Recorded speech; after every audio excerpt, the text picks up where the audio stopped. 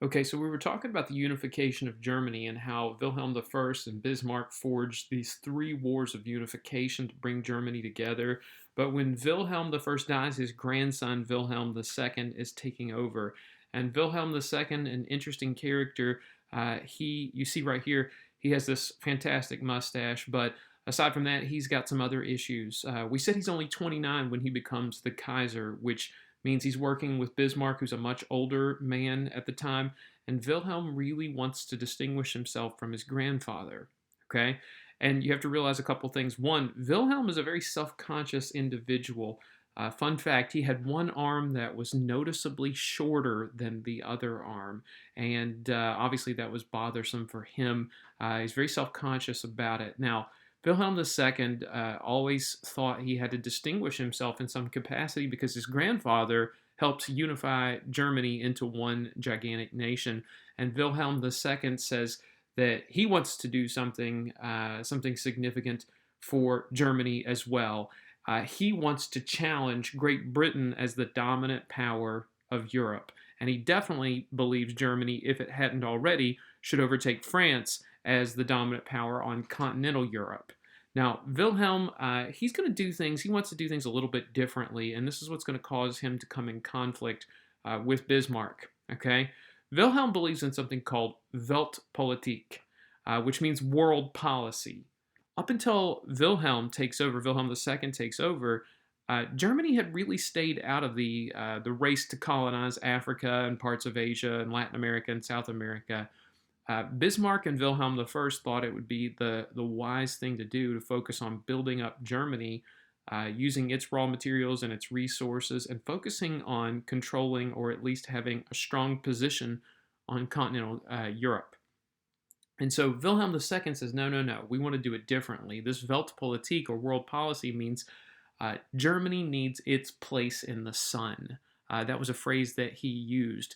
And ultimately, what he is announcing to the world is not only is Germany planning on developing some colonies in other places, but they want to challenge Great Britain as the dominant world power.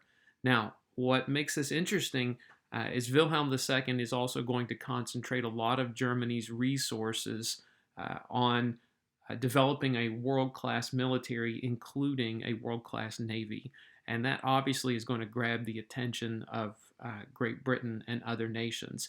And Wilhelm II, when he announces this Weltpolitik, Bismarck is not really thrilled about it. In fact, Bismarck thinks it's absolutely the wrong thing to do. And ultimately, Wilhelm II is going to fire Otto von Bismarck, which in retrospect was definitely a poor decision. Bismarck, an older man, a little bit wiser and been around and learned a few things, tried to help Wilhelm along, but at the age of 29, Wilhelm thinks he knows it all already. By 1914, Germany is, though, one of the dominant nations of Europe. And some of that credit would go to Kaiser Wilhelm II, but Germany has lots of raw materials, they have lots of industry. They probably are one of the most educated societies at the time, too. Now, there's some other nations who are working on unifications, one of which is Italy. You see right here in this map the Italian peninsula, or the Boot. And Italy, for a lack of better term, we're not going to go too in depth for Italy, but Italy's like a middle of the road type of power. They're better than the smaller countries, but they're not on par with Great Britain, France, or Germany. And you can see they're going to go through a unification in the 1860s and the early 1870s, about the same time that Germany was going through a unification as well. You see a lot of places here that were individual little kingdoms like Sardinia, Parma, hence Parmesan cheese. I know we all love it. The Kingdom of the Two Sicilies at the bottom, Venetia, Lombardy, and ultimately they follow a path that's similar to what Germany followed.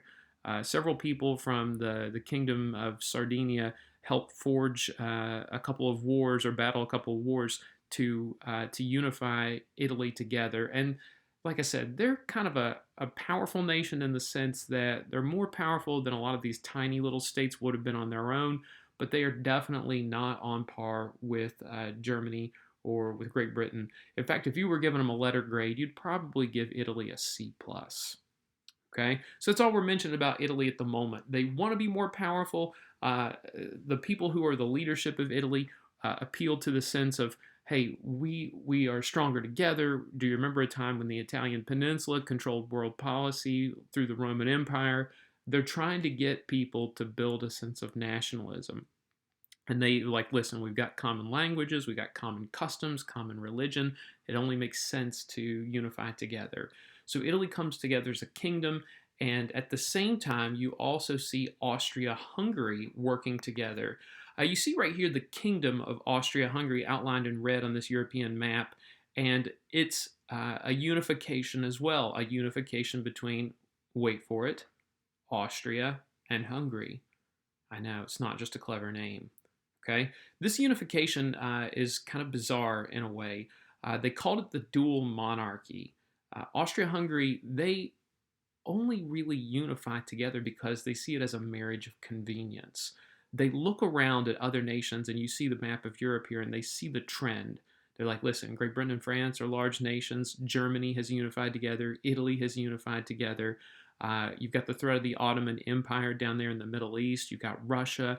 These are giant countries. And so Austria and Hungary said, listen, one of the things that we really need to do is unify together, not because we are necessarily have much in common culturally. In fact, that's one of the problems that they have in Austria-Hungary. They don't have a lot of common culture, and it's a dual monarchy in the sense that the emperor, who we'll get to in a second, controlled both kingdoms, but at the same time, both Austria and Hungary still retain their own sets of laws and customs that they work together as almost like a strange little friendship or a strange little marriage. Now, the unification of Austria-Hungary is interesting because here's the situation that develops. Because Austria and Hungary are so unique in their countries, they have different makeups of languages, races, religions, and the only thing really that serves as like a unifying effect is the Emperor Franz Joseph I. Franz Joseph I is an interesting guy, and despite the fact there's not a real sense of nationalism here, Franz Joseph speaks multiple languages. He works with groups from both sides of the dual kingdom. He helps develop industry. He's also got a close connection to Germany because Austria has a great deal of connection with that. The lineage of the monarchy is connected to Germanic people, and Franz Joseph is the only thing that's holding the empire together. They don't have the common language like Germany and Italy do. They don't have common culture or religion. It's a very diverse country. Okay, even the military struggled a bit because people there didn't speak the same language, and so sometimes getting orders across could be difficult.